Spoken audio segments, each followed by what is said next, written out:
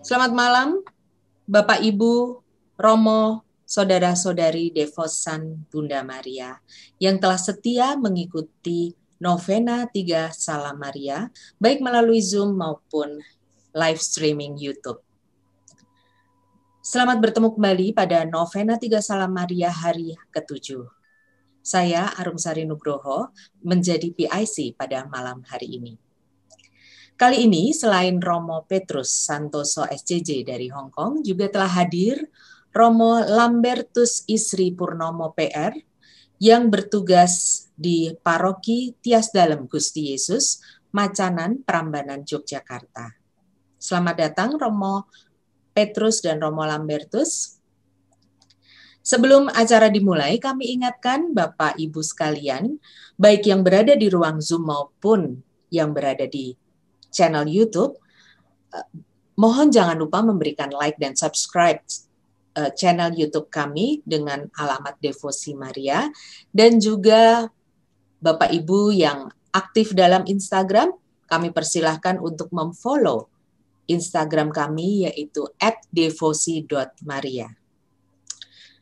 Romo, Bapak Ibu, saudara-saudari yang terkasih dalam Yesus Kristus, kita akan segera memulai novena, dan kami mohon selama novena berlangsung, sekali lagi kami mohon Bapak Ibu yang berada di ruang Zoom berkenan memute suara dan juga menonaktifkan video agar acara dapat berlangsung dengan lancar.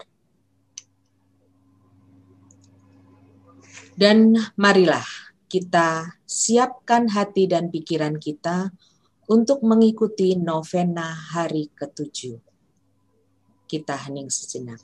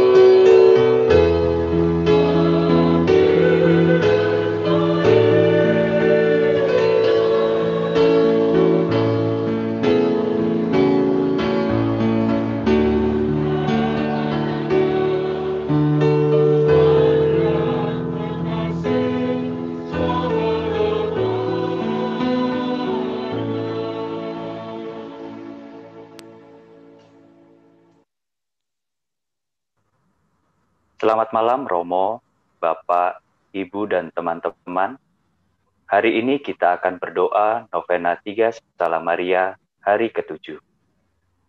Kita berdoa novena 3 Salam Maria untuk bersama-sama memohon kepada Tuhan melalui Bunda Maria agar pandemi corona di muka bumi ini segera berakhir.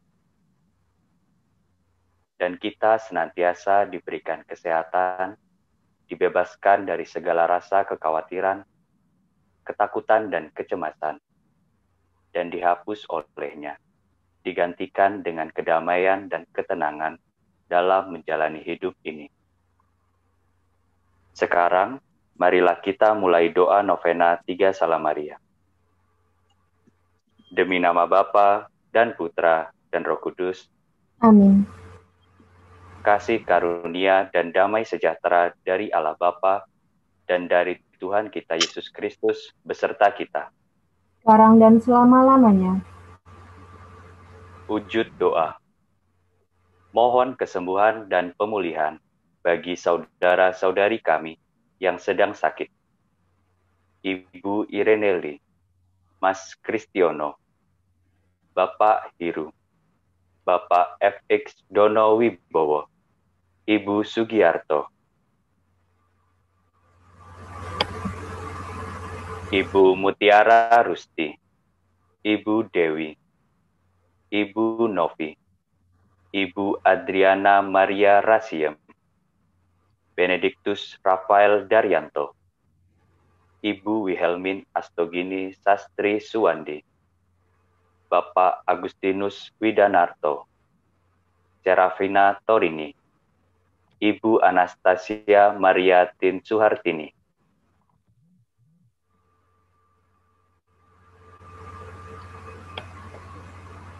Ekawati Tanu Utama, Pipi Ayu, David Budiman, Yusuf Petrus Yohanes Yakobus Bay. Ya Bapa yang Maha Kasih, berikanlah kepada saudara-saudari kami yang sedang sakit kekuatan, ketabahan, keikhlasan dalam menghadapi sakitnya. Jamahlah mereka dan berikanlah yang terbaik bagi mereka. Amin. Mohon kekuatan untuk Tara dan Jordan. Kami bersama dalam doa. Mohon kesehatan dan kelancaran dalam kehamilan Dita Retno Maharani. Mohon kelancaran dalam proses operasi dan pemulihan setelah operasi untuk Indriati Katarina Lee. Mohon agar putra kami Nathanael bisa berbicara dan dapat pulih kesehatannya. Bapa yang penuh cinta, kiranya Engkau mau menjamah putramu ini Nathanael, agar ia dapat berbicara dan pulihkanlah ia dari semua sakitnya. Karena kami yakin, mukjizat-Mu nyata dalam kehidupan putramu ini. Berikanlah juga kesehatan, kekuatan baginya, dan juga bagi ibu dan keluarganya. Amin. Mohon kebahagiaan kekal dan kedamaian abadi bagi ayahanda dari Galih dan Langgam, ayah mertua dari Bapak Sugiarto,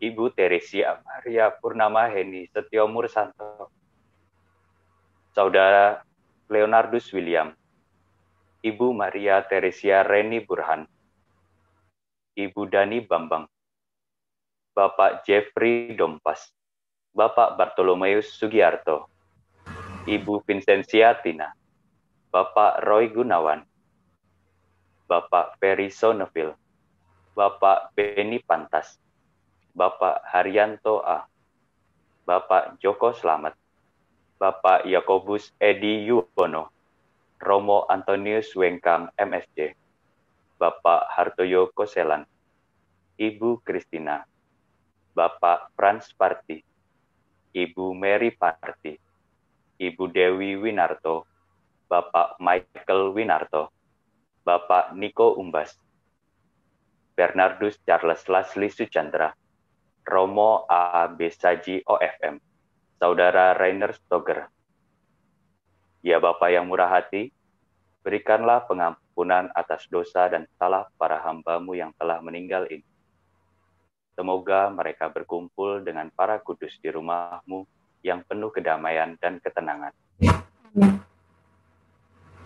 Bagi teman-teman kami yang berulang tahun dan berulang tahun pernikahan, Wong Stefania, ya Bapa yang Maha Baik, terima kasih atas penyertaan-Mu bagi saudara-saudari kami yang berulang tahun dan berulang tahun perkawinan.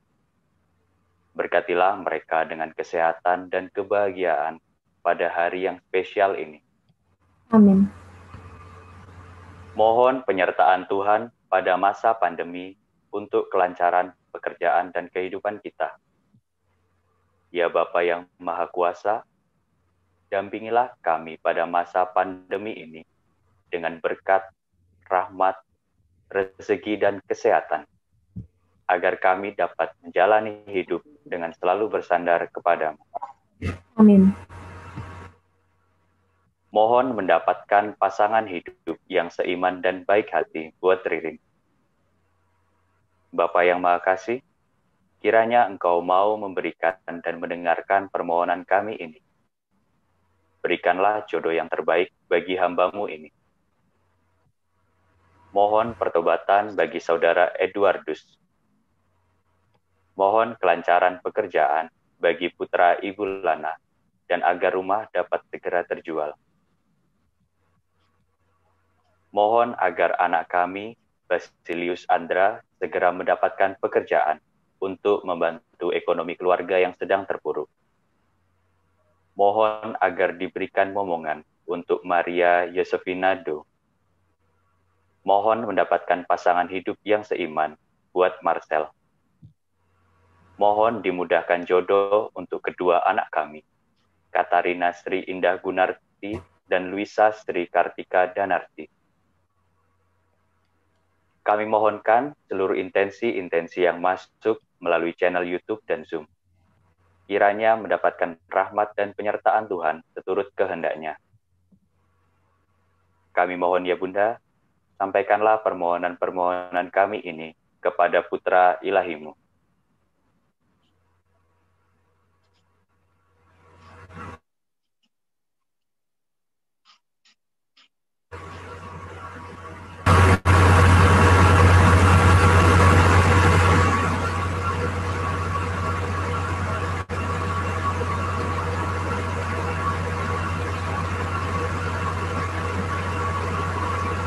Novena 3 Salam Maria.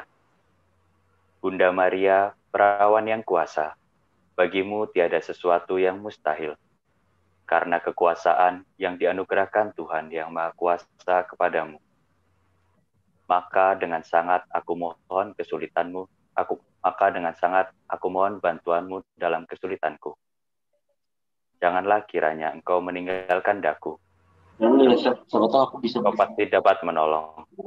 Meski dalam perkara sulit yang tak ada harapannya sekalipun, engkau tetap menjadi penolong. Baik keluhuran Tuhan, kehormatan namamu maupun keselamatan jiwaku akan bertambah jika engkau sudi mengabulkan permohonan ini. Oleh karena itu, kalau permohonan ini benar-benar selaras dengan kehendak Tuhan yang Maha Kasih dan Maha Suci, aku mohon dengan sangat, ya Bunda yang kuasa dalam permohonan, sudilah kiranya Bunda meneruskan permohonanku ini ke hadirat Putramu Yesus yang pasti tak akan menolakmu. Pengharapanku yang besar ini berdasarkan kekuasaan tak terbatas yang dianugerahkan Allah Bapa kepadamu. Dan untuk menghormati kekuasaan-Mu, aku berdoa bersama Santa Mektildis yang kau beritahu tentang latihan kebaktian 3 Salam Maria yang sangat besar manfaatnya. Maria, penuh rahmat, Tuhan sertamu. Terpujilah engkau di antara wanita, dan terpujilah buah tubuhmu, Yesus. Santa Maria, Bunda Allah, doakanlah kami yang berdosa ini, sekarang dan waktu kami mati. Amin. Salam Maria, penuh rahmat, Tuhan sertamu. Terpujilah engkau di antara wanita, dan terpujilah buah tubuhmu, Yesus. Santa Maria, Bunda Allah, doakanlah kami yang berdosa ini, sekarang dan waktu kami mati. Amin. Salam Maria, penuh rahmat, Tuhan sertamu. Terpujilah engkau di antara wanita, dan terpujilah buah tubuhmu, Yesus. Santa Maria, Bunda Allah, doakanlah kami yang berdosa ini, sekarang dan waktu kami mati. Amin.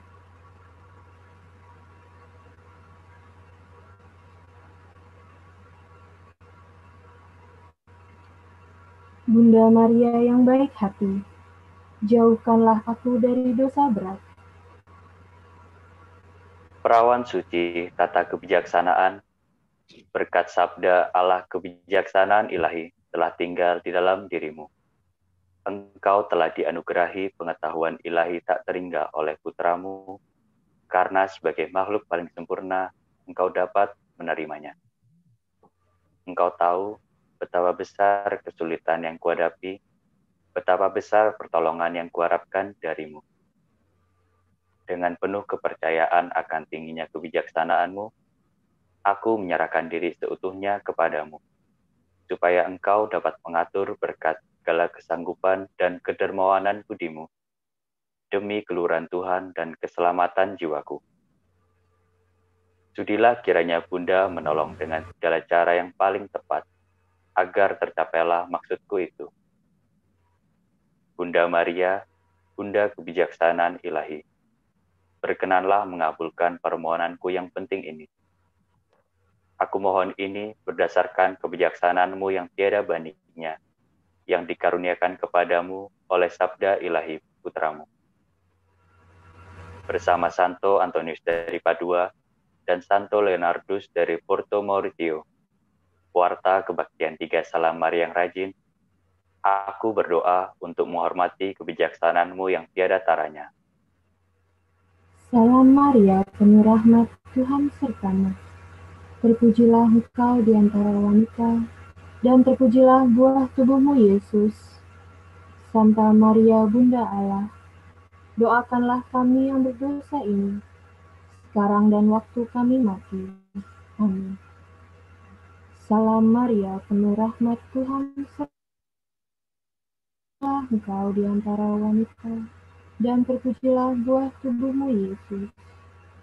Santa Maria, Bunda Allah, doakanlah kami yang berdosa ini, sekarang dan waktu kami mati. Amin. Salam Maria, penuh rahmat, Tuhan sertamu. Terpujilah engkau di antara wanita, dan terpujilah buah tubuhmu, Yesus. Santa Maria, Bunda Allah, doakanlah kami yang berdosa ini, sekarang dan waktu kami mati. Amin.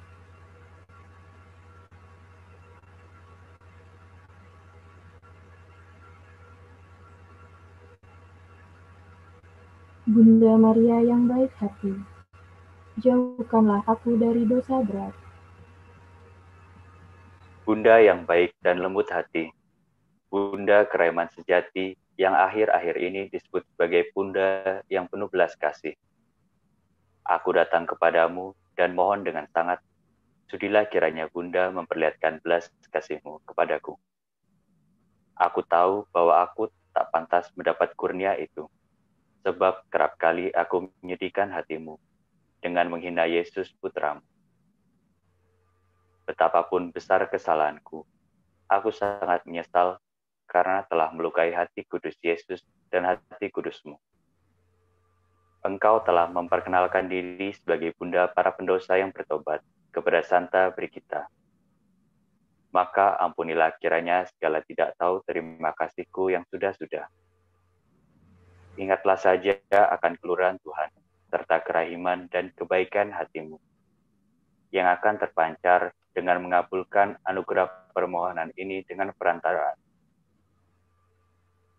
Bunda perawan yang penuh kebaikan, lembut hati dan manis, belum pernah engkau membiarkan yang datang mohon pertolongan. Atas kerahiman dan kebaikanmu, dan lewat doamu, aku mengharap dengan sangat anugerah Roh Kudus. Dan demi keluhuran namamu, bersama Santo Alfonsus Maria de Liguori, Rasul keraimanmu serta guru kebaktian Tiga Salam Maria ini, aku berdoa untuk menghormati keraiman dan kebaikan. Salam Maria, penuh rahmat, Tuhan sertamu. Terpujilah engkau di antara wanita, dan terpujilah buah tubuhmu Yesus. Telah kami yang berdosa ini, sekarang dan waktu kami mati. Amin. Salam Maria, penuh rahmat, Tuhan sertamu. Terpujilah engkau di antara wanita, dan terpujilah buah tubuhmu Yesus. Santa Maria, Bunda Allah, doakanlah kami yang berdosa ini, sekarang dan waktu kami mati. Amin. Salam Maria, penuh rahmat, Tuhan sertamu. Terpujilah engkau di antara wanita, dan terpujilah buah tubuhmu Yesus.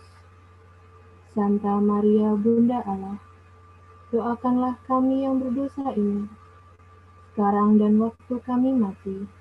Amin.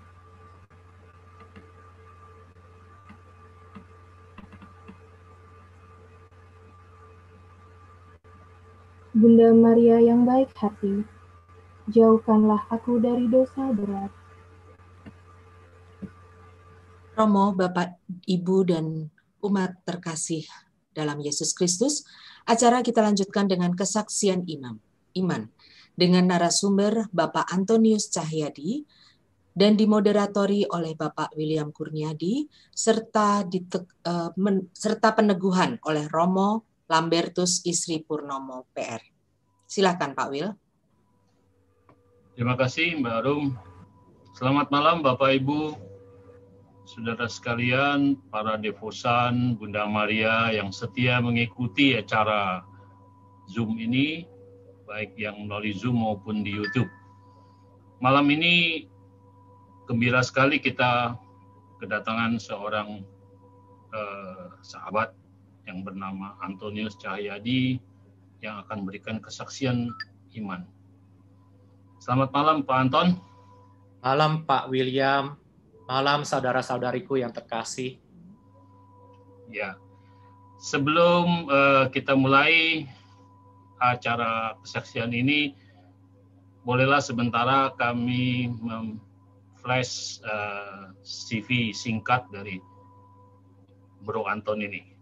Silakan. Ya, namanya Antonius Cahyadi, usianya sekarang 50. Beliau 4 bersaudara, mengaku dibaptis sejak bayi. Dan sekarang menjadi umat paroki Santo Laurentius Alam Sutra. Dan sekarang menjadi agency director bersama Prudential Indonesia. Bro Anton ini menikah dengan Sylvie di tahun 1999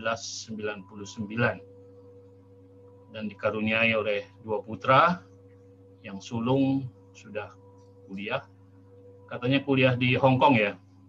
Benar Pak William, iya. Sekarang di tahun ketiga di Hong Kong.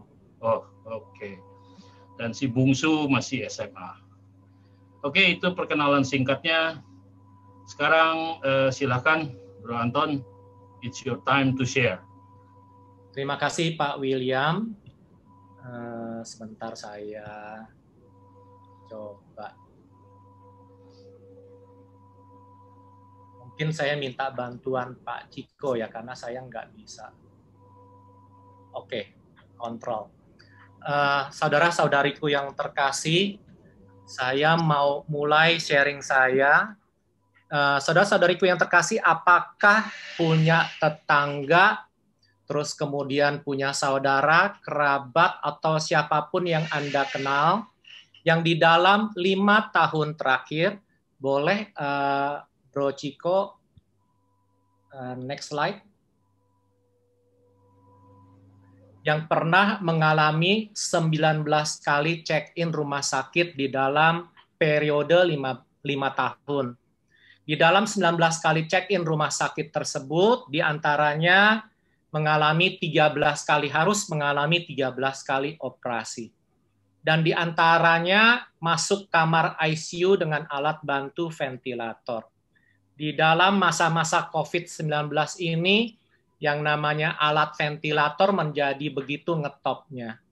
Orang tersebut sudah dipakai ventilator untuk membantu hidupnya 3 kali di ICU dan 2 kali code blue.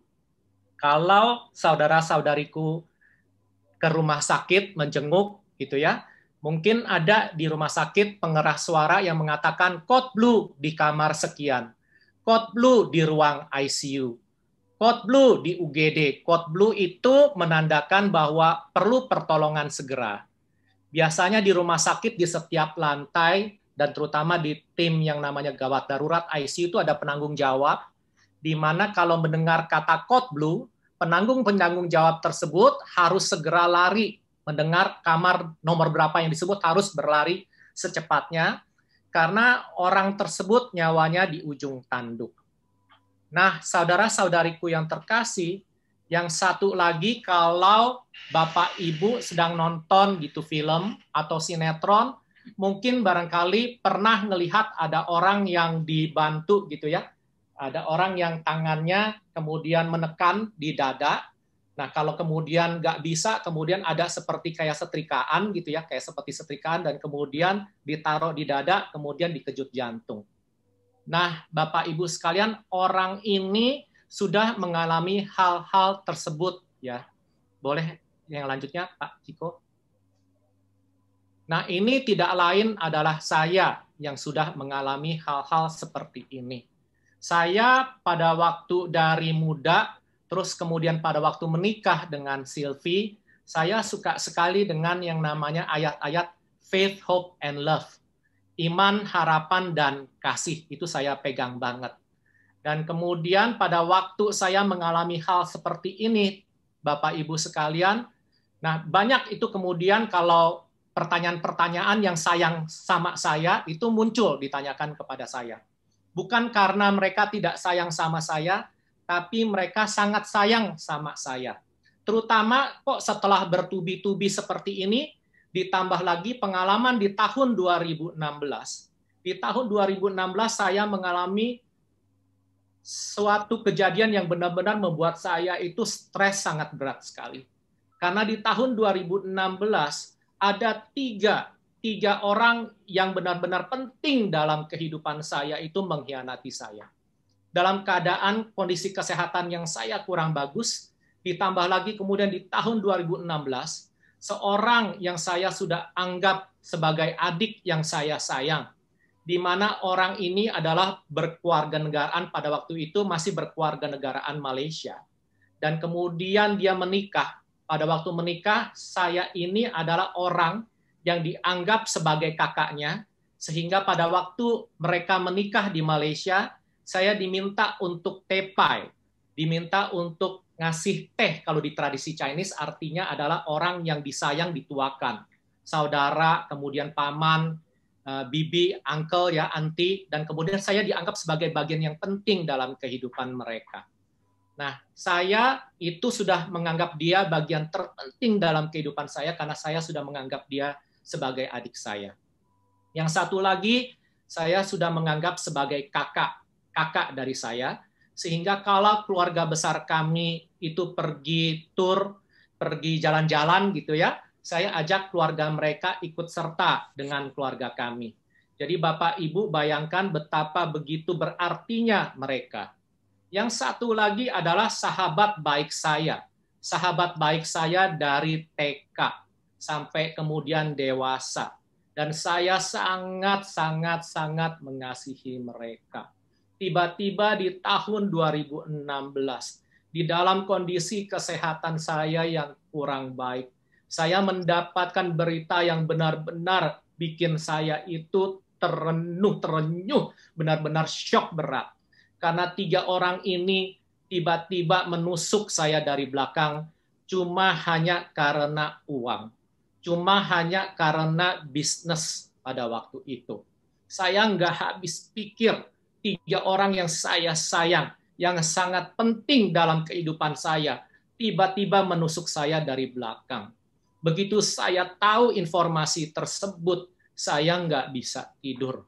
Benar-benar tidak bisa tidur. Saya mulai stres berat. Saya tidak bisa makan, saya tidak bisa minum. Setiap kali makan saya muntahkan. Bahkan pada waktu minum pun saya nggak bisa maduk, saya muntah. Itu saya sampai berhari-hari. Sampai suatu hari semua yang sayang sama saya, mereka orang memaksa. Kurang lebih mungkin di hari kelima. Di hari kelima pada waktu kondisi saya seperti itu berulang-ulang. Akhirnya kemudian warga saya, sahabat-sahabat saya yang lain memaksa saya untuk segera rawat inap di rumah sakit karena kondisi saya terpuruk pada waktu itu. Bayangkan Bapak Ibu, saya harus mengalami hal-hal tersebut.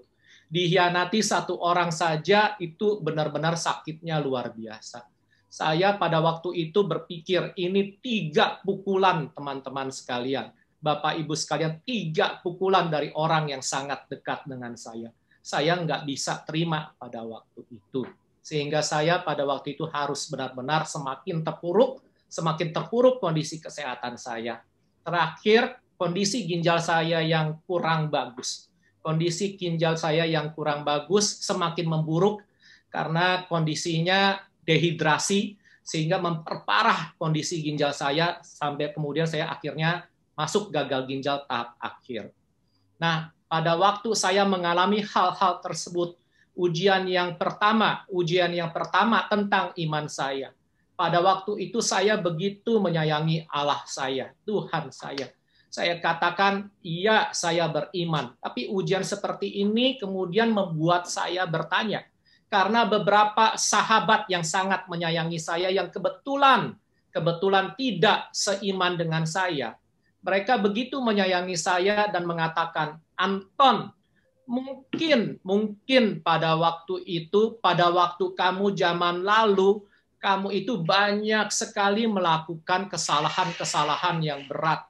Kamu banyak sekali melakukan dosa-dosa berat, sehingga kamu harus bayar karmanya di kehidupan kamu yang sekarang. Pada waktu saya mengalami hal tersini, saya sempat tersirat pada waktu itu, apakah benar ya, saya ini kemudian harus membayar karma-karma buruk seperti ini, saya harus mengalami hal-hal seperti ini gitu. Apa ya, saya mungkin barangkali benar juga apa yang dikatakan dua sahabat saya pada waktu itu mengatakan benar juga gitu ya, pada waktu itu sempat tersirat seperti itu. Sahabat saya pada waktu itu mengatakan lagi, tahu gak Anton, cara satu lagi adalah kamu harus membayar dengan melakukan karma yang baik.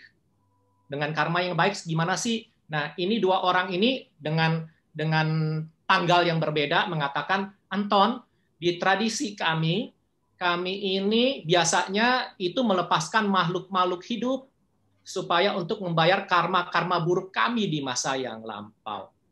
Nah, pada waktu itu saya tahu gitu, pada waktu itu saya bilang enggak. Karena saya berpegang pada apa yang saya percaya. Yang saya percaya apa sih? Iman saya tidak mengajarkan hal itu.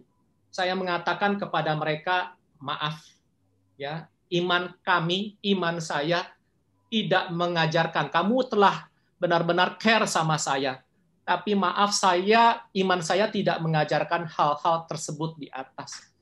Iman saya diajarkan bahwa Tuhan itu begitu baik. Saya percaya bahwa karma yang kamu maksud itu bukan karena Tuhan sedang menghukum saya, bukan. Tetapi saya percaya bahwa Tuhan begitu mengasihi saya. Kalau dibilang bahwa iya, mungkin ada benarnya bahwa saya tidak menjaga badan saya karena saya makan seenaknya. Saya punya gaya hidup yang salah. Ya, itu mungkin yang saya harus bayar. Tetapi kemudian bahwa saya harus melepas hewan, melepas binatang untuk membayar karma saya tidak mau mengingkari iman saya. Saya tidak mau mendapatkan kesembuhan seperti itu dengan mengingkari iman saya. Karena saya percaya bahwa apapun itu yang saya alami ini adalah untuk kebaikan saya. Nah, terus kemudian setelah dari situ ada juga satu teman yang menawari ke saya. Anton, kamu sudah mengalami banyak hal seperti ini. Saya sayang dengan kamu. Tahu gak, Anton? Ini ya, saya punya teman itu ada kenal satu orang pinter yang bisa memindahkan penyakit, yang bisa memindahkan hal-hal yang buruk ke satu binatang gitu. Kalau nggak salah pindahin ke kambing gitu kata dia ya, kata beliau itu bisa pindahkan penyakit-penyakit itu dipindahkan ke kambing.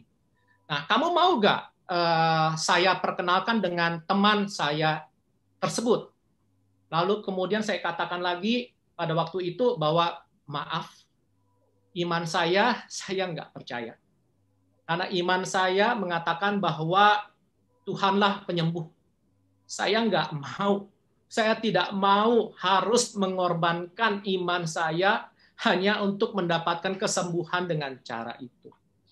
Ada lagi kemudian teman saya yang pendoa dari Singapura, itu telepon ke saya. Dia bilangin, Anton, saya mendoakan kamu.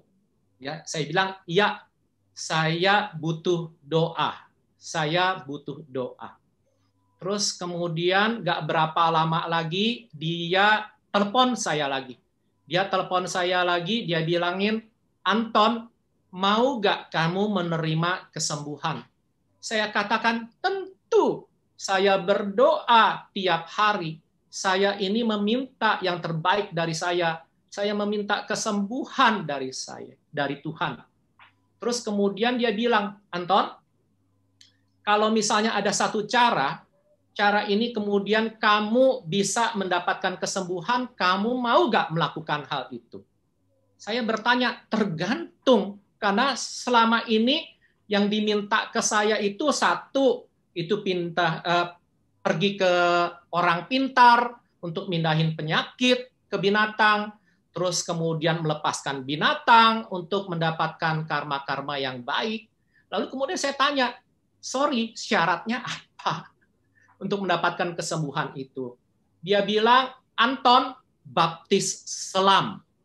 Dia bilang, Anton, kamu belum baptis selam, artinya kamu itu baptisannya belum sah. Saya tanya sama dia, nggak sah seperti apa? Karena setahu saya, baptisan itu sah di dalam nama Bapa dan Putra dan Roh Kudus. Dan saya anak Tuhan.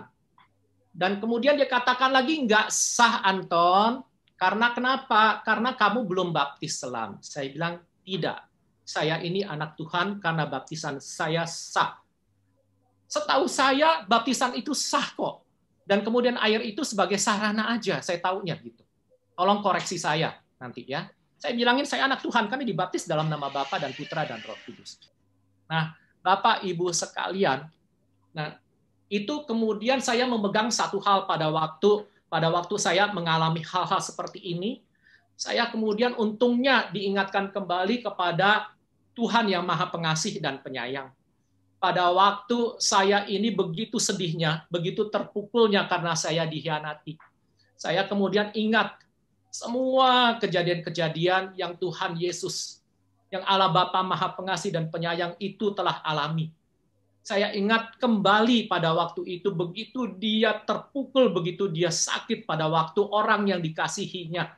Seorang Yudas Iskariot, seorang bendahara yang dipercaya soal duit. Duit itu berarti nggak semua orang yang bisa dipercaya untuk pegang duit. Saya kemudian ingat bahwa Yudas Iskariot yang begitu dipercaya sama Tuhan Yesus aja bisa menikam, bisa menusuk Tuhan yang tidak berdosa, yang sangat mengasihinya.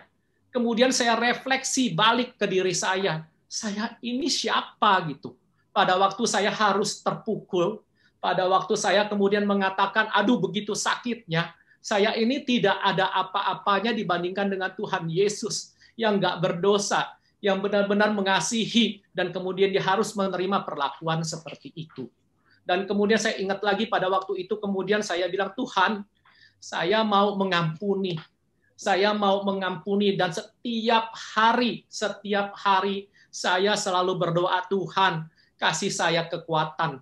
Nggak gampang untuk benar-benar mengampuni dan mengasihi. Oleh karena itu saya butuh kekuatan Tuhan. Kekuatan untuk benar-benar bisa mengampuni orang-orang yang pernah menyakiti hati saya. Saya mau membuang semua sampah-sampah kepahitan ini. Saya mau membuang semua sampah-sampah yang nggak enak di dalam diri saya. Bagaimanapun mereka, saya percaya mereka adalah anak-anakmu juga. Saya cuma minta seperti itu. Dan ini memberikan saya kekuatan. Nah, terus kemudian Bapak Ibu sekalian, saya juga berdoa setelah kemudian ngelewatin hal ini. Saya mendapatkan satu hal, teguran. Pada waktu kadang-kadang kita ini begitu ingat Tuhan, pada waktu kemudian kita sakit. Kita ini kadang-kadang berkecimpung di dunia terlalu banyak, menitik beratkan, nggak seimbang hidupnya karena terlalu menitik beratkan kepada dunia. Pada waktu saya mengalami hal ini, kemudian mulailah saya ini berdevosi novena, kemudian doa rosario setiap hari. Ini menguatkan keluarga. Kita doa keluarga, kita berdoa rosario bersama, kita berdoa novena Hati Kudus Tuhan Yesus, novena 3 Salam Maria, kita minta Tuhan, tolong Tuhan saja yang terbaik. Boleh yang lanjutnya, ini adalah kondisi saya saat ini. Saya ngalamin berbagai macam hal dari ujung kepala sampai kemudian ujung kaki. Setelah saya dicangkok ginjal, kemudian saya ini harus diamputasi, jadi saya kehilangan jempol kaki kiri saya, kaki kanan saya jadi setengah dari telapak itu saya tidak ada lagi. Pada waktu saya mengalami hal ini sakit, benar-benar sakitnya luar biasa, sakit sekali. Dan ini kemudian selalu mengingatkan saya kembali kepada kasih Tuhan. Pada waktu saya mengalami hal-hal ini, saya ingat banget bahwa Tuhan bilang, tidak ada suatu kup pun yang tidak dapat saya pikul, karena Tuhan selalu beserta dengan saya. Sehingga pada waktu saya mengalami pengobatan hari demi hari, gitu ya, berharap seperti ini, saya ingat banget kesakitan Tuhan Yesus pada waktu dia itu dicambuk, terus kemudian dia ditombak, kemudian dia banyak sekali harus yang namanya memikul kayu salib yang begitu berat, dan kemudian dia jatuh, kemudian sampai tulangnya remuk. Saya ingat gitu, sehingga saya pada waktu itu bilang, Tuhan, saya mau bawa semua ini, penderitaan saya itu nggak ada apa-apanya dibandingkan dengan penderitaan Engkau, yang untuk kami boleh menerima keselamatan. Sehingga ini benar-benar semua, saya bilang, Tuhan, Engkau telah hadir di dunia ini, saya bisa berkaca pada Engkau. Semua pengalaman saya alami, saya bisa berkaca pada Engkau, dan Engkau telah alami. Sehingga saya mau bawa semuanya ini di dalam doa dan pengharapan. Karena di dalam Engkau ada pengharapan. Saya ingat banget pada waktu ini ada satu lagi yang saya, pada waktu papa saya itu nggak ada di tahun 2012, saya ada satu lagi ayat yang saya suka. Saya telah mengakhiri pertandingan yang baik. Saya telah mencapai garis akhir. Dan saya telah memelihara iman. Sehingga pada waktu itu ini menguatkan kepada saya mau ada legacy kepada orang-orang yang saya sayang. Saya mau legacy kepada keluarga saya bahwa saya tidak akan menyerah di dalam iman. Saya nggak mau menyerah di dalam harapan. Saya mau melihat mereka, saya mau berjuang sampai akhir. Karena bagaimanapun saya mau memenangkan pertandingan hidup ini. Karena saya tahu bahwa di sana nanti apapun itu adalah untuk kebaikan saya. Karena saya tahu hadiah dari memenangkan pertandingan ini adalah rumah Bapa di sorga. Dan saya mau memperjuangkan ini. Sehingga dari pengalaman seperti ini, sebenarnya pengalaman ini memurnikan saya. Memurnikan saya kenapa? Karena nomor satu, saya ditegur sama anak saya sendiri. Anak saya yang paling besar, yang tadi Pak William bilang kuliah di Hong Kong, dia bilang sama saya, Papa itu mendidik kami dengan begitu luar biasa. Ya, tapi ada satu hal yang Papa kurang pendidikannya kepada kami. Saya bingung pada waktu itu bilang apa ya? Pendidikan apa yang kurang gitu? Papa kurang pendidikan rohani kepada kami. Itu pun menjadi tamparan. Sehingga saya bilang, oh iya, pengalaman ini kemudian mengajarkan saya lagi untuk benar-benar kehidupan menitik beratkan, seimbang. Menitik beratkan bukan cuma hanya yang namanya pendidikan di duniawi, tetapi juga kita harus yang namanya memberikan pendidikan kepada keluarga yang kita sayang, yaitu pendidikan rohani. Sehingga saya bersyukur dengan pengalaman ini. Saya bisa memberikan pendidikan rohani kepada anak-anak saya, kepada keluarga yang saya sayang. Ya, yang kedua, sorry saya potong sedikit Pak. Mungkin bisa diceritakan mengenai pengampunan yang akhirnya bisa menyelamatkan Anda. Oke. Kita bisa ini. Soalnya waktunya juga baik. Setelah lewat dari semua pengalaman ini, saya itu pengen berdevosi. Jadi pada waktu itu saya sudah berjanji mau balik ke Lourdes dan ke Fatima. Boleh yang langsung lebih lanjut lagi? Ya, lanjut ya. Ya. Jadi sekarang ini saya pergi ke Lourdes dan ke Fatima. Pada waktu ke Lourdes dan ke Fatima, saya ini ada satu yang saya janji. Saya bilang sama istri saya pada waktu saya pengen ke Lourdes dan ke Fatima, saya pengen beli rosario. Saya pengen beli rosario, saya nggak mau beli di Lourdes karena kebanyakan rata-rata orang udah pergi ke Lourdes. Saya mau beli di Fatima dan saya mau memberikan rosario ini ke orang-orang, kebetulan mereka Katolik.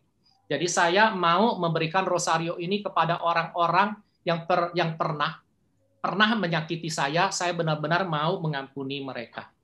Dan saya beli pada waktu itu. Terus kemudian saya pergi dengan seorang tante yang kebetulan juga suaminya itu adalah seorang, boleh dibilangin seorang yang pendoa. Jadi saya bilang dengan tante itu, tante doakan saya ini gampang sekali untuk bilang setiap hari berdoa, tapi saya nggak gampang untuk melakukan pengampunan.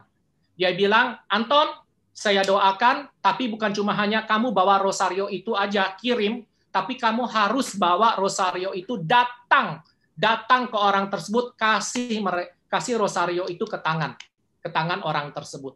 Saya bilang, waduh tante, berat banget ya. Untuk yang seperti kayak gini aja berat, apalagi yang namanya ketemu langsung, kemudian ngasih di tangan. Dia bilangin, lakukan itu Anton. Terus kemudian saya sempat pada waktu itu diundang ke tante itu ulang tahun, dia tanya, Anton sudah lakukan belum? Saya belum lakukan tante. Karena kenapa? Berat banget ya untuk datang seperti itu. Karena saya selama ini aja, saya itu disakiti, bukan cukup disakiti aja, saya itu kemudian ngomongin macam-macam, dan kemudian dibilang, nanti apalah, saya kalau pada waktu datang, saya kepikir tuh pada waktu itu, tuh kan, merasa bersalah, merasa berdosa, tuh kan, datang seperti ini, gitu. Tante itu bilang katanya, Anton, berarti keegoan kamu masih besar. Jangan, Anton. Saya berpikir, oh ya betul ya, kalau seperti kayak gitu ya. Terus kemudian saya diajak sama istri saya, ayo kapan pergi. Saya bilang, aduh berat banget. Sebentar deh, saya perlu kekuatan lagi. Terus kemudian sampai suatu saat saya itu tiba-tiba diminta untuk beri kesaksian di retret. Jadi pada waktu itu panitia retretnya saya bilang doakan saya, panitia retretnya bilang saya doakan kamu dikasih tugas, karena pada waktu itu 2 minggu lagi pengen retret, dikasih tugas, Anton, tugas kamu untuk kasih rosario tersebut, datang, dan kemudian kasih, dan kemudian mengasihi mereka, kamu lakukan sebelum retret ini mulai. Sehingga pada waktu itu Tuhan mempunyai berbagai macam cara untuk menguatkan kita untuk benar-benar melakukan apa yang benar-benar terbaik bagi kita. Sehingga pada waktu itu saya bilang sama istri saya bilang, yuk kita pergi deh, gitu ya. Saya datangi pada waktu itu, dan kemudian saya katakan, untuk apapun sakit hati kamu, untuk apapun kesalahan saya minta maaf untuk hal itu. Dari dulu sampai dengan sekarang, kamu tahu, dan saya selalu mau kasih info sama kamu, saya sangat mengasihi kamu. Dan saya selalu bawa kamu di dalam doa saya. Saya akhirnya berhasil, gitu ya, pada waktu itu, benar-benar untuk lepas mengampuni dan kemudian memberkati mereka. Kalau jika boleh saya tambahin satu, Pak, ini ada 2 pokok yang saya alamin. Yang satu alamin lagi adalah Bapak Ibu sekalian, satu adalah namanya kekuatan doa. Saya percaya banget dengan yang namanya kekuatan doa. Pada waktu seperti ini memberikan kesaksian Bapak Ibu sekalian, saya doa. Saya doanya bilang, Tuhan, saya mau menjadi kesaksian yang hidup pada waktu saya mengalami semuanya ini. Tapi saya nggak mau kesaksian ini dari mulut saya, gitu. Saya nggak mau, Tuhan. Tolong Tuhan, benar nggak saya itu mendapat benar-benar kasih karunia, bisa benar-benar mendapatkan mukjizat mukjizat darimu, kebaikan hatimu. Kesaksian yang pertama adalah didapat dari dokter anestesi. Dokter anestesi, karena dokter anestesi adalah dokter di gawat darurat. Pada waktu saya harus mengalami operasi yang keberapa itu, dokter anestesinya dia panggil, setelah selesai panggil istri saya, dia bilangin, ibu, tahu nggak ibu, saya bingung, Pak Anton itu nyawanya banyak ya. Sehingga saya imani pada waktu saya dikatakan nyawanya banyak, saya bilang, saya imani, oh iya, berarti Tuhan terima kasih, benar, bahwa saya benar-benar dikasihi. Yang kedua adalah pada waktu itu mantan CEO dari perusahaan saya bekerja itu jenguk saya. Setelah saya sembuh, sempat kemudian bertemu, mantan CEO saya mengatakan, Anton, sini. Kamu tahu nggak, kamu tuh benar-benar mendapatkan kesempatan hidup loh, yang kedua, yang ketiga. Kamu tahu nggak pada waktu saya jenguk kamu, satpam nanya, mau jenguk siapa? Saya mau jenguk rekan saya yang barusan itu cangkok ginjal. Satpam itu bilang katanya, tahu nggak Pak, orang ini ya bikin heboh, orang ini dapat mukjizat loh Pak, karena bikin heboh satu rumah sakit. Yang ketiga dan keempat, saya hiperbarik. Yang ketiga dan keempat, perawat hiperbarik. Pada waktu dia mengatakan, Bapak ini ngalamin code blue 2 kali. Iya, saya ngalamin code blue 2 kali. Terus kemudian saya bilang, saya sempat dikejut jantung. Dan kemudian mereka mengatakan bahwa, dikejut jantung? Code blue aja udah susah setengah mati. Gitu. Maksudnya harapan hidupnya tuh luar biasa susah banget, apalagi Bapak mengalami yang namanya kejut jantung. Saya bilang, iya, kasih karunia Tuhan ini. Nah, ini saya bilang tentang yang namanya kesaksian doa. Apa waktu nggak ada kita nggak tahu kemana, ada satu harapan pada waktu doa. Adik saya pada waktu usia 5 tahun. Adik saya pada waktu usia 5 tahun itu dia pergi ke pada waktu anaknya usia 5 tahun bahwa anaknya itu pergi ke Hong Kong. Anaknya hilang tiba-tiba. Selama kurang lebih 5 jam cari anaknya kemana-mana itu nggak ketemu. Di Hong Kong di suatu taman, di mana taman tersebut laut di situ. Anak ipar saya dan kemudian adik saya sudah nangis sejadi-jadinya, pergi ke sini, pergi ke sana, itu nggak ketemu, pergi ke kantor sini, ke kantor sana nggak ketemu, sampai satu saat kemudian dia itu dapat ke tempat gitu ya, security-nya bilang nggak bisa karena nanti kalau mesti lapor begini tunggu beberapa jam, mesti lapor polisi. Pada waktu itu adik saya langsung berlutut, kemudian Tuhan tolong pada waktu itu, dan kemudian benar seorang security cewek yang kemudian begitu melihat ibu yang begitu mengasihi, kemudian dia langsung call semua teman-temannya, akhirnya kemudian diketemukan satu anak. Ya, itu yang namanya kekuatan doa. Thank you, Pak Will. Sorry, terpaksa dipotong nih. Saya lihat Anda bersemangat sekali dalam memberikan sharing pada kami semua, ya. Biarlah nanti Tuhan yang menyelesaikan semuanya, ya. Karena kita juga sangat berterima kasih, Anton sudah begitu berani menceritakan pengalamannya. Nah, baiklah, kesempatan berikut saya berikan kepada Romo, istri, untuk memberikan peneguhan atas sharing Pak Anton. Silakan, Romo. Ya, baik, Pak William, luar biasa sharing dari Bapak Anton. Dari sharing atau kesaksian Bapak Anton itu mengingatkan saya akan sabda Tuhan yang mengatakan demikian ya, dari Matius bab 16 ayat 24. Setiap orang yang mau mengikuti aku, ia harus menyangkal dirinya, memikul salibnya, dan mengikut aku. Ini menjadi bacaan Injil kita pada minggu yang lalu ya.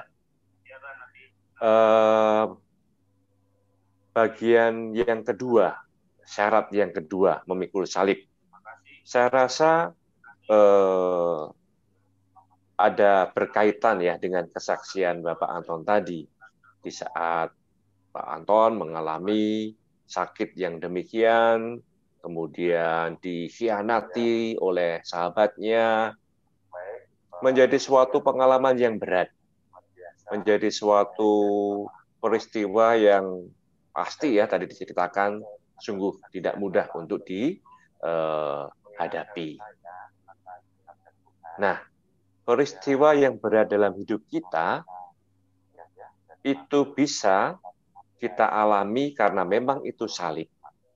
Namun sebelum saya sedikit mendetailkan tentang ini, kita juga ingat Kita juga mesti ingat bahwa tidak semua peristiwa berat itu adalah salib. Ya. Loh, apa sebabnya? Ya, kalau kita mengalami situasi yang berat, tetapi karena kesalahan kita, karena keteledoran kita, sehingga kita harus mengalami situasi yang berat itu bukanlah salib, tetapi ya karena kesalahan kita. Namun, seandainya toh itu yang terjadi dalam hidup kita, bahwa karena aku teledor, misalnya tadi ya, Bapak Anton menyadari, karena pola hidupku, pola makanku tidak baik, maka aku kena ginjal. Nah, namun saat itu terjadi dan dalam perjalanan menyadari bahwa aku mengalami ini karena keteledoranku ini, tetapi aku tetap ya bertahan ya di dalam menanggung sakit derita yang aku alami ini. Tentu menanggung di dalam iman. Seperti yang tadi Bapak Anton ceritakan, itu sungguh luar biasa ya, keteguhan imannya. Nah, di saat semuanya akhirnya didasarkan pada iman pada Tuhan, yang berawal mungkin tadi dari keteledoran kita, akhirnya itu toh ya menjadi salib yang patut kita panggul, yang akhirnya juga menuntun, membawa kita untuk menuju kepada hidup yang semakin pantas sebagai anak Tuhan, sebagai pengikut Tuhan Yesus Kristus. Nah, salib itulah yang membawa setiap orang itu untuk semakin dia memurnikan dirinya, membawa dia untuk semakin menyadari akan ketidakberdayaannya, sehingga sungguh-sungguh menggantungkan hidupnya kepada Tuhan, dan akhirnya ya sampai pada suatu kesadaran bahwa aku memang harus selalu mengupayakan kesempurnaan diriku terus-menerus. Dan tadi nampak juga ya dalam pengalaman Bapak Anton dari keutamaan pengampunan. Nah, saya sangat yakin bahwa peristiwa yang dialami Bapak Anton itu bukanlah peristiwa manusiawi belaka. Tetapi yakin disitulah ya Tuhan membentuk pribadi Pak Anton untuk menjadi semakin sempurna. Untuk mencapai kesempurnaan memang ya tidak mudah, dan seringkali kita harus merasa seperti itu, seperti sakit ya. Ibaratnya yang selalu saya pakai untuk membangun suatu kesempurnaan itu seperti halnya seseorang menemukan satu bongkah intan ya. Namun kalau intan itu hanya didiamkan sebagai satu bongkah batu, ya tetap hanya sebagai satu bongkah batu. Tapi dia akan menjadi sempurna, menjadi indah berkilau, ya. Dia harus dipotong sana sini, ya. Dan itu sakit bagi si intan itu. Tapi akhirnya dia menjadi intan yang begitu indah. Ibaratnya hidup kita juga seperti itu. Kita kadang-kala juga mengalami harus ya dibentuk demikian rupa, dipotong sana sini. Ibarat ya seperti Tuhan itu seperti seorang pemahat, atau juga di dalam kitab suci juga ibarat pembuat suatu bejana ya, yang kadang-kala juga perlu merombak bentuk-bentuk itu, dan kita alami itu dalam kehidupan kita. Tetapi kalau semuanya itu ya kita sungguh-sungguh menjalani dan menghadapinya seperti Bapak Anton tadi ya, dalam iman, ya, pengharapan dan kasih, ya akhirnya tetap sampai pada satu kesimpulan yang tidak akan goyah. Ya Tuhan itu adanya hanya baik dan baik. Walaupun dalam peristiwa yang berat seperti itu, aku tetap yakin Tuhan pasti baik untuk aku. Dan ini semua pengalaman-pengalamanku ini, ya peristiwa-peristiwa yang berat ini pun aku yakin di balik itu semua pasti ya Tuhan merencanakan sesuatu yang baik bagi diriku. Saya rasa ini salah satu kunci ya yang kita dapatkan ya dari kesaksian Bapak Anton ini. Kita mesti yakin bahwa dalam situasi apapun juga, kalau kita hadapi dalam iman yang penuh pada Tuhan yang Maha Baik, ya pasti kebaikan itu pun akhirnya tetap dan akan selalu kita alami. Begitu, Mbak William. Maaf. Terima kasih, Romo Isri, atas peneguhannya. Dan ya, terima kasih sekali lagi kepada Bro Anton, ya, dan kepada Bapak, Ibu, dan saudara sekalian yang telah mengikuti sharing iman ini dengan sungguh-sungguh. Semoga kita mendapatkan pengalaman juga. Saya kembalikan kepada Mbak Arum untuk lanjutkan. Terima kasih. Baik, terima kasih Pak Anton, Romo Isri, dan Pak William, dan Bapak Ibu yang terkasih dalam Yesus Kristus. Sekarang kita lanjutkan dengan doa wabah corona. Doa memohon perlindungan dari wabah virus corona. Terpujilah Engkau Bapa Surgawi, pencinta alam semesta yang maha kuasa. Engkau menunjukkan kami sebagai penguasa atas semua makhluk hidup dan memberikan kami kuasa kepemilikan atas mereka. Namun dalam banyak hal, kami telah mengecewakan-Mu, dan karenanya kami memohon ampun dari-Mu. Dalam saat-saat yang mengkhawatirkan ini, dengan wabah virus corona yang mengancam kesehatan dan keberadaan semua orang, kami dengan rendah hati dan penuh keyakinan memohon perlindungan, penyembuhan, dan pemulihan dari-Mu, terutama bagi mereka yang telah terkena wabah ini. Bapa, jagalah keselamatan para petugas kesehatan, mereka yang menghibur orang sakit, semua personil imigrasi dan semua yang dengan berani bertugas mengamankan negara kita dan dunia dari ancaman virus ini. Jadilah kehendak-Mu ya Bapa, ikatlah wabah ini dan singkirkanlah penderitaan ini dari kami. Roh Kudus, ubahlah ketakutan kami menjadi kekuatan, ketangguhan, dan ketabahan, serta bantulah kami melakukan buah-buah iman, harapan, amal, dan kasih. Darah Yesus yang mulia, kuduskanlah dunia dari wabah ini. Hati kudus Yesus, kasihanilah kami. Bunda penolong abadi, awasi kami dan jadilah perantara kami. Santo Benediktus dan Santo Rafael, doakanlah kami. Semua malaikat pelindung kami, terangi dan jagalah kami.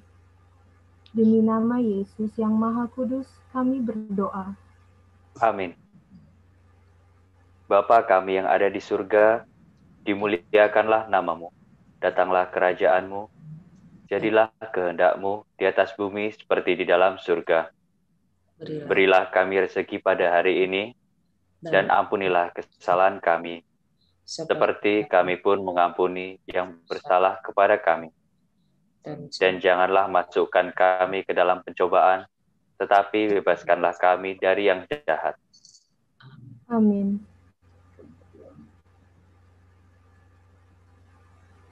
Kemuliaan kepada Bapa, Putra, dan Roh Kudus, seperti pada permulaan, sekarang, selalu, dan sepanjang segala abad. Amin. Bapak Ibu mohon perhatian untuk adanya pengumuman. Petugas Novena 3 Salam Maria hari ke-8, Senin 7 September 2020, pukul 21 waktu Indonesia bagian Barat. PIC Lani Sahupala. Moderator dari Pemimpin Ibadat Beatrix, Co-Pemimpin Ibadat Beto, narasumber kesaksian iman Saudara Rocky Paskadena dengan tema Pertolongan Tuhan. Nuansa pakaian hitam. Dan kami undang juga Bapak Ibu untuk mengikuti rangkaian acara menuju ke Rosario dan Novena Tiga Salam Maria pada tanggal 23 Oktober hingga 31 Oktober 2020, yaitu pada tanggal 11 sampai 19 September 2020, kita akan melakukan Rosario Bumi dan pukul 21 WIB. Selanjutnya, tanggal 22 September hingga 30 September 2020, kami lakukan Rosario Misi pada pukul 21 WIB. Dilanjutkan dengan tanggal 1 Oktober hingga tanggal 9 Oktober 2020, pukul 21, Rosario Corona. Selanjutnya, 12 Oktober hingga 20 Oktober 2020, pukul 21, Rosario Merah Putih. Dan puncaknya adalah tanggal 23 Oktober hingga 31 Oktober 2020, pukul 19 waktu Indonesia bagian Barat, adalah Rosario dan Novena Tiga Salam Maria. Kami juga undang Bapak Ibu untuk tetap like, share, dan subscribe, dan juga memberikan komen Anda pada channel YouTube kami, yaitu Devosi Maria atau bit.ly/YouTube Devosi Maria, dan juga mengikuti pengumuman-pengumuman jadwal juga dalam alamat IG kami, yaitu devosi.maria.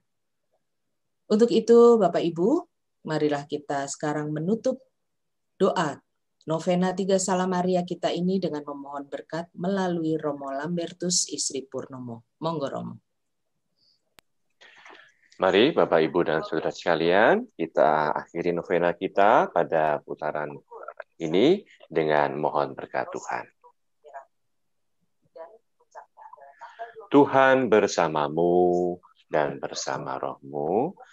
Semoga saudara-saudari sekalian dengan segala permohonan dan harapannya dan segala perjuangan yang dihadapi dalam kehidupan sehari-hari, dan siapapun juga yang didoakan pada kesempatan ini, yang mengaturkan intensinya, semuanya senantiasa dilindungi, dibimbing, dan diberkati oleh Allah yang Maha Kuasa, Bapa dan Putera dan Roh Kudus. Amin.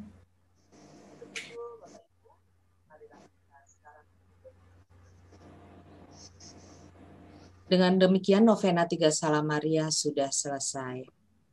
Syukur kepada Allah. Syukur kepada Allah. Marilah kita pergi, kita diutus. Amin.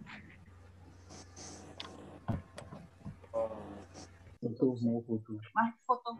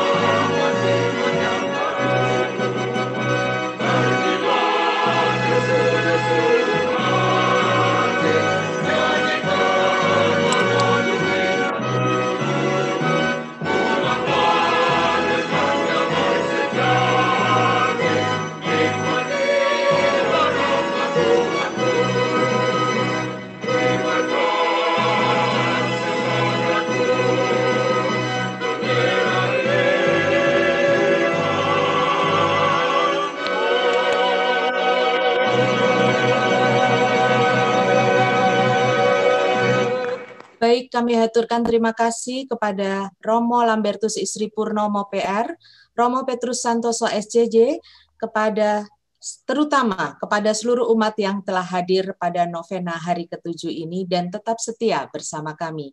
Juga kepada teman-teman panitia baik yang bertugas di ruang Zoom maupun YouTube. Dan kita bertemu kembali besok malam pada novena hari ke-8.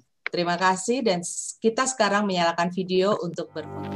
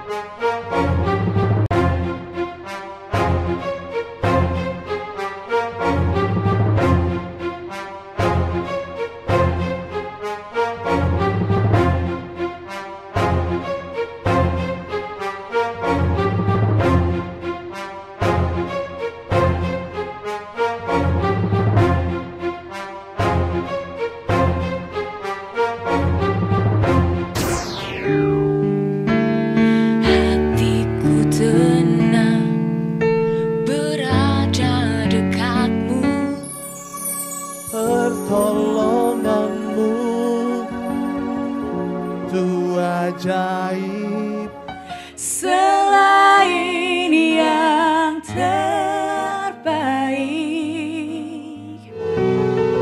Falling in love with love is playing a fool. Di atas mesbah pangkuanmu, siapakah aku ini Tuhan? Semua bunga ikut bernyanyi, gembira hatiku.